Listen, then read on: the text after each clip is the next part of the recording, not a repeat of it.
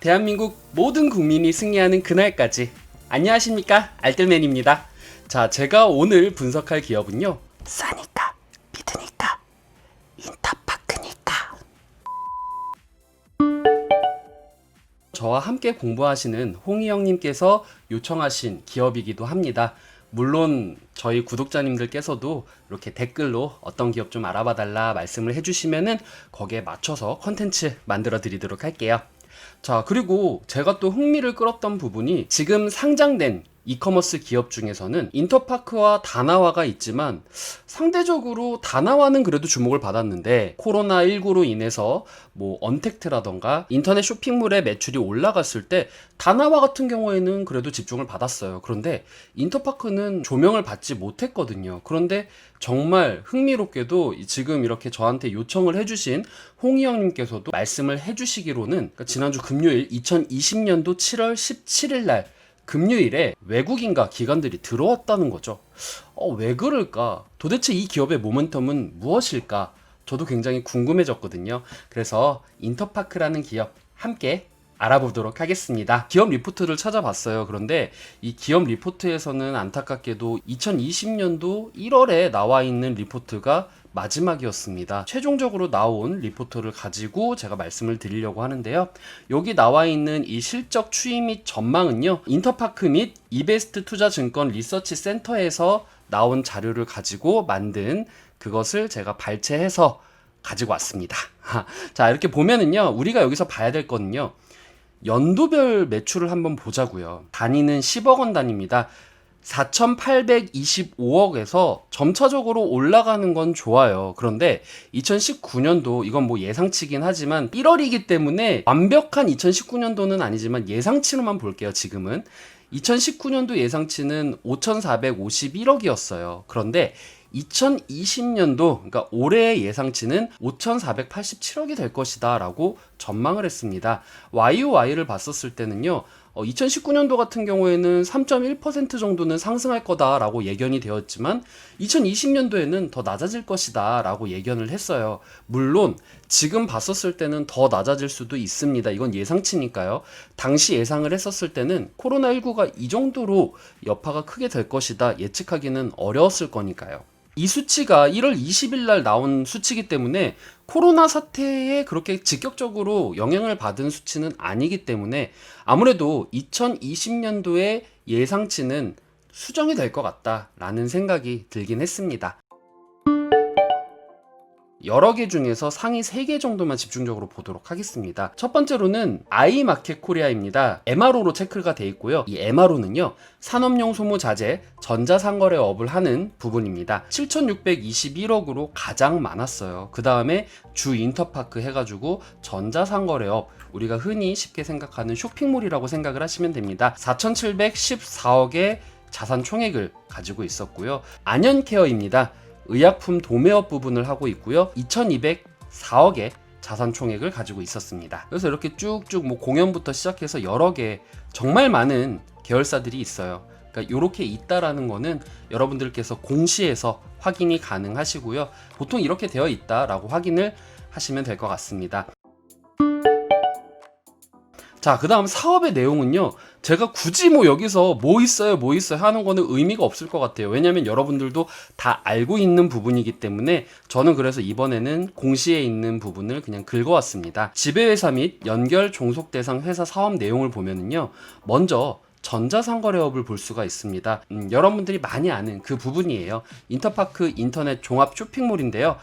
인터파크닷컴으로 들어가면은 우리가 이런 것들을 볼 수가 있죠. 가장 대표적으로 뭐 쇼핑, 도서, 티켓이 가장 대표적이라고 아시는 분들이 꽤 많아요. 그리고 투어, 그 다음에 브랜드 딜, 인터파크 펫, 웨딩 사업도 하고 있네요. 그 다음에 북마켓, 이쿠폰, 이렇게 사업을 다방면에서 하고 있습니다. 그리고 아이마켓 코리아, 아까 전에 제일 많은 부분이라고 했던 아이마켓 코리아 같은 경우에는 B2B 전자상거래업을 하고 있습니다. 뭐 소모성 자재를 비롯한 원부자재, 건자재, IT 제품 등을 이제 B2B로 거래를 하고 있게 도와주고 있고요. 그 다음에 아이마켓, 의류용품 및 사무용품 전문몰입니다. 그 다음에 인터파크, 큐브브릿지 해가지고 B2B 온라인 전용 쇼핑몰이 되어 있습니다. B2B는 비즈니스 투 비즈니스라고 해서 기업과 기업 간의 거래라고 생각을 하시면 돼요. 자, 그 다음에 전자상거래업 연간 사업입니다. 인터파크 시어터 공연 쪽이라고 보시면 되고요. 인터파크 송인서적입니다. 이거는 지금 현재 문제가 일어나고 있는데요. 도서 도매 유통이라고 보시면 돼요. 아, 지금 송인서적 사태가 일어나가지고 지금 인터파크 이제 도서 사업 안 하는 거 아니야? 내가 알고 있기로는 도서 부분이 매출을 굉장히 많이 차지하고 있는데 라고 생각해서 걱정하시는 분들 많을 거예요. 송인서적 같은 경우에는 B2B 도서 도매 유통을 하는 부분이지 소매 유통까지 책정되는 부분은 아닙니다. 소매 부분은요, 이미 여기 도서 인터파크 도서에서 전자상거래업 쇼핑몰에서 이미 따로 진행을 하고 있고, 이 송인서적과는 별개라고 생각하면 되지만 문제가 있는 부분도 있는데요. 그거는 제가 하단에서 설명을 할 때 같이 말씀을 드리도록 하겠습니다. 자, 그 다음에 렌터카도 있어요. 인터파크 렌터카 대여 운송 쪽도 있네요. 그 다음에 교육 쪽도 하고 있고요. 다방면으로 하고 있고, 그리고 아까 전에 말씀드렸던 안현케어 가디언에서 병원에 납품하는 전문 의약품과 의료 소모품을 판매를 하고 있다, 이렇게 보시면 될 것 같습니다. 지금 이렇게 사업을 나눠봤지만 매출 부분에서 크게 나누는 부분은 투어, ENT, 쇼핑, 도서, 기타 요렇게 5개로 나눠져 있습니다. 특히 ENT 같은 경우에는요, 음반, 음원, 공연 제작, 투자, 수수료 매출, 기타 매출 부분이라고 생각을 하시면 되고요. 강원도 언택트 공연 티켓 오픈 1분 만에 매진이 되었다라는 기사인데요. 이 기사는 2020년 7월 20일 뉴스랩에서 발췌를 했습니다. 2020년 7월 4일날 코로나19에 대응하기 위해서 신개념 비대면 공연인 평화이음 드라이브인 콘서트를 열어서 티켓을 판매를 했는데 1분 만에 매진이 됐다고 합니다. 지난 5월 23일에도 똑같은 방식의 공연이 진행이 됐었는데요. 그 방식과 같이 인터파크를 통해서 400매의 티켓을 판매를 했고, 그 구매 금액 전액은 고성사랑 상품권으로 환급을 했다고 합니다. 에이, 기업의 입장에서 이게 무슨 수입이야? 라고 생각은 할 수가 있겠지만, 여러분들 여기서 고성사랑 상품권으로 환급을 했다, 뭔가 유추가 되지 않으세요? 제가 사장이에요. 돈도 벌고 의미 있는 일을 하고 싶어 막 그렇게 큰 수익은 아니더라도 국가에서 사업을 열어요. 자, 우리 이거 사업할 건데 할 사람 해가지고 뭐 이거 하면은 수고료 적지만 이렇게 줄게 라고 해가지고 모집을 하는 부분이 있습니다. 보통 이제 뭐 나라장터나 이런 게 있을 텐데, 저는 이건 추측이에요. 기사에서 나와 있는 내용은 아니지만 요건 제 개인적인 경험을 토대로 해서 말씀을 드리는 겁니다. 고성시에서 저한테 이러는 거예요. 야, 알뜰맨, 네가 우리 평화이음 라이브인 콘서트에서 티켓 팔아줘.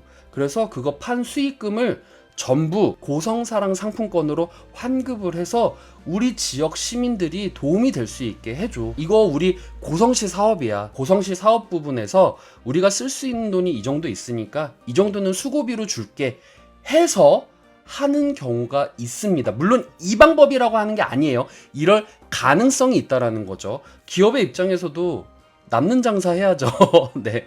그리고 국가와 거래를 했을 때 좋은 점이 또 하나가 있습니다. 뭐냐면요, 와, 정말 인터파크 통해서 이거 했는데 너무 반응 좋고 사람들이 막 호응이 되게 좋다더라. 야, 이거 또 하고 싶은데. 아, 또 공모 해가지고 사업자 모집하기에는 조금 그런데 우리 기존에 했던 인터파크로 할까? 또 회의를 하는 거죠. 아니, 인터파크 저번에 했는데 이런 좋은 결과가 나왔다, 우리 그냥 인터파크랑 하자, 이런 결과가 나올 수도 있는 거예요. 그래서 다음번에 국가 사업을 할 때 조금 더 쉽게 들어갈 수 있고, 하물며 설령 그게 아니더라도 이 장점 중에 하나가, 내가 예를 들어서 이 고성시 사업에서 성황리에 성공을 했어요. 그러면은 이 성황리에 성공한 것이 나의 이력이 되는 거예요. 그래서 고성시가 아니라 이번에는 뭐 화성시로 가가지고 화성시에서 비슷한 사업을 했었을 때 우리 이런 경험 가지고 있어요 라고 해가지고 다른 기업들보다도 훨씬 더 좋은 조건에서 조금 더 우위에 서서 그 경험을 바탕으로 이 사업에 진출을 할 수가 있는 거죠. 국가 사업을 했을 때 장점은 바로 이런 것입니다. 단점이라고 하면은 써야 될 서류들이 굉장히 많고, 그리고 받아야 되는 페이가 굉장히 적다. 요런 거는 조금 안타까운 점으로 생각이 되지만, 뭐 그래도 돈 벌 수 있는데 이거라도 해야죠. 그죠?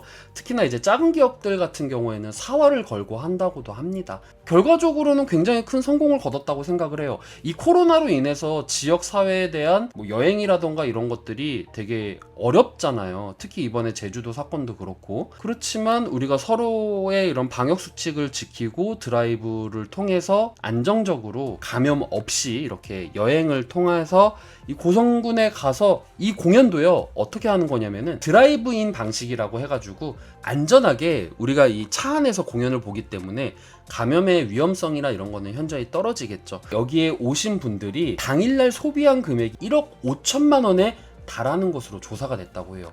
지역 경제에 큰 발전을 이룬 거죠. 고성시는 앞으로도 지금 코로나 사태에 대비해서 이런 것들을 더 많이 할 것 같고, 거기에 따라서 인터파크가 조금 더 수혜를 더 받을 수 있다. 게다가 규모를 더 확대하거나 횟수를 더 늘리면은 그만큼의 매출이 인터파크로 들어오기 때문에 이것은 나중에 좋은 모멘텀으로 작용할 수가 있을 것 같다 라고 저는 생각을 합니다. 당장에 이거는 큰 매출은 아니기 때문에 공시에 오를 만큼 그렇게 큰 내용은 아닐 거라 생각이 돼요. 가장 중요한 부분입니다. 외국인과 기관들이 왜 들어왔을까? 저는 이 부분이라고 생각을 해요. 인터파크 합병했다라는 내용인데요. 솔직히 저도 몰랐어요. 근데 이게 무슨 말이야? 합병을 했더니 실질적 유통 주식이 28%에서 64%가 됐다? 이게 뭔 소리지? 저도 처음에 몰랐어요. 이거 그래서 기사를 계속 봤거든요. 자, 요거는 2020년 7월 7일 더벨 기사에서 제가 발췌를 했습니다. 여기 내용을 보시면은요. 자, 인터파크 홀딩스에서 아이마켓 코리아와 인터파크가 있는데, 이 두 개, 인터파크 홀딩스와 인터파크를 합병한 거예요. 왜? 사실상 제가 초반에 말씀드린 대로 업계 유일의 이커머스 상장 회사지만 실질적으로 관심을 받지는 못했어요. 오히려 상대적으로 다나와가 집중을 많이 받았죠. 우리가 흔히 얘기를 하는 품절주의이기 때문입니다. 합병 전, 그러니까 요 합병이 일어나기 이전에는요, 인터파크의 주식 수는 총 3,316만 주였는데 지주사인 인터파크 홀딩스가 이 중에서 67.8%를 가지고 있었고요. 그리고 자사주로서 인터파크가 4.4%를 가지고 있었던 거죠. 그래서 실질적으로 실거래되는 주식수는 873만 주밖에 되지 않아서 이 퍼센테이지가 26.3%에 그친 거예요. 그러니까 굉장히 적은 숫자죠. 그러니까 이거는 주식수도 별로 없고 거래량도 그렇게 많지 않아서 사람들이 품절주라고 생각을 하고 관심을 많이 못 받았다, 이렇게 얘기를 하는 거고요. 그리고 인터파크 홀딩스의 경우도 마찬가지로 총 발행 주식수가 5,850만 주였는데 자사주 및 계열사 보유를 제외한 51.9%인 3,035만 주만 거래가 되었다는 거죠. 그러니까 이게 나눠져 있으니까 얘도 적고 쟤도 적고 이거 해봤자 뭐 반밖에 안 되고, 그러니까 사람들이 얘는 품절주야, 그럼 다른 거나 보자, 이렇게 되는 거죠. 그래서 합병을 했다고 합니다. 이 합병을 하면은 좋은 점이 기존에 뭐 변동은 없어요. 뭐 유증을 하거나 무증을 하거나 그런 게 아니라 실질적 유통수는 그대로인데, 합병 전에는 제가 위에서 말씀드린 대로 한 28% 정도가 되었는데, 합병 후에는 그래서 이 나머지 873만 주와 그리고 3,035만 주가 더해지니까 이게 64%까지 늘어난다라는 거죠. 이 유통주식 이외에도 합병으로 인해서 주주가치 제고에 기여하는 부분으로는요, 중복 비용과 업무를 제거하고 신속하고 일원화된 의사결정 구조를 갖게 됨으로써 이익 증진에 기여를 할 수가 있다고 합니다. 또한 합병을 통해서 배당 재원이 늘어난다라는 거. 그러니까 예를 들어서 이런 거죠. 인터파크와 인터파크 홀딩스에서 인터파크를 사면 예를 들어서 배당을 100원밖에 안 줘요. 그리고 인터파크 홀딩스에서는 400원을 줘요. 이건 예를 든 거예요. 꼭 그렇다는 게 아니라. 근데 이 합병을 통해서 내가 인터파크만 사게 되면은 500원을 받는 거죠. 투자자의 입장에서는 긍정적인 부분이기 때문에 이런 것도 매력도를 높이는 부분으로 생각이 된다라고 얘기를 하고 있습니다. 이런 모멘텀이 있기 때문에 기관과 외국인이 들어오지 않았나 저는 개인적으로 생각을 하게 되었습니다. 송인서적 사태입니다. 요거는 2020년도 6월 29일 뉴시즈 기사에서 발췌를 했고요. 지금 보시면은 이런 식으로 지금 출판사 관계자 업계분들이 이렇게 들고 일어난 부분이 보였어요. 그래서 이게 무슨 내용이냐면은 인터파크 송인서적은 2000여 개의 출판사와 거래하는 서적 도매업계 2위 업체입니다. 그러니까 규모가 크다라는 거죠. 도매업계에서는. 그런데 그래서 송인서적은 사업 지속이 어렵다는 판단이 있어서 2020년 6월 초 법원에서 회생 절차를 신청을 했습니다. 회생 절차가 시작됐을 때 이 송인서적의 모든 거래 및 활동이 중지가 되었기 때문에 갑자기 하루아침 만에 뒤통수를 맞게 된 이 출판업계 분들이 조금 걱정을 하는 부분이, 이 코로나로 인해서 출판계 역시 어려운데 인터파크에서 이렇게 기습적으로 기업 회생 신청을 하고 그 다음에 법정 관리를 신청하여서 이 출판업계를 배신했다고 생각을 하고, 이 다산북스 대표, 그러니까 각각의 대표가 이런 식으로 말을 했다. 우리의 희생을 통해서 이렇게 만들었는데 니네가 이럴 수 있느냐, 이렇게 무책임한 태도를 보이는 거는 책임 있는 경영자의 자세가 아니다 라고 하면서 이렇게 말을 했다고 하고, 그 다음에 불강 출판사 관계자는요, 올해 초부터 인터파크 송인서적의 매출이 올라가는 듯 했다. 아마 지난 5월 매출이 역대급으로 가장 높았을 것이라고 생각을 했고 이제는 좀 제대로 일어서려나 했나 본데 그 기대감이 없어졌다. 너무 실망스럽다. 이런 식으로 말씀을 했어요. 투자자의 입장에서 객관적인 사업자의 마인드에서 생각을 해보자고요. 그래. 지금 사업성이 안 좋아. 마이너스 부분이 있어. 근데 요거를 쳐내면은 우리의 그 마이너스 부분이 없어지기 때문에 우리는 일어나는데 조금 더 탄력을 받을 수가 있어. 우리가 굳이 이걸 끌고 가야 되나? 라고 생각을 하면서 영업이익 부분이 낮을 수도 있고 아니면 갚아야 되는 뭐 부분들이 굉장히 많을 수 있기 때문에 뭐 그럴 수도 있죠. 저희가 안 보이는 뭔가가 있을 거예요. 근데 그런 부분으로 인해서 쳐내면은 당연히 그것이 주가에 반영이 되고 투자자 입장에서는 긍정적인 부분으로 작용은 할 것입니다. 요거는 정말 좋은 부분이다. 실질적으로 그런 사례들도 있었죠. 자, 이거는 ENF 테크놀로지에서 제가 지난번에 말씀을 드렸던 부분인데요. 이렇게 엘바텍이라고 해서 2차전지 소재 회사가 적자가 계속 꾸준히 발생을 해서 요것을 연결로 제외를 했어요. 청산을 해버렸어요. 그래서 더 사업을 하는 데 있어서 탄력을 받기 시작을 했죠. 이런 부분에 있어서는 정말 긍정적인 부분이다 라고 생각은 하는데, 이제 문제는 뭐냐면은 이분들의 말로는 지금까지 매출 좋았는데 이런 식으로 뒤통수를 때리면 어쩌느냐. 물론 부채라던가 이런 다양한 문제점이 있다라는 거는 접어두고 일단은 이 출판사의 입장에서는 매출은 올라가고 있었는데 이렇게 하루아침에 이렇게 되는 거는 너무한 것 같다. 그리고 이게 어떤 식으로 스노우볼이 굴러가냐면요. 지금 현재 인터파크에서 도매업은 정리를 하더라도 소매업은 지금 계속적으로 하고 있거든요. 그런데 만약에 이게 사람 일은 모르는 거잖아요. 기업 일도 모르는 거고요. 물론 지금은 인터파크라는 플랫폼의 힘이 강하기 때문에 니네가 그래서 어쩌라고 이게 가능해요. 인터파크 입장에서는.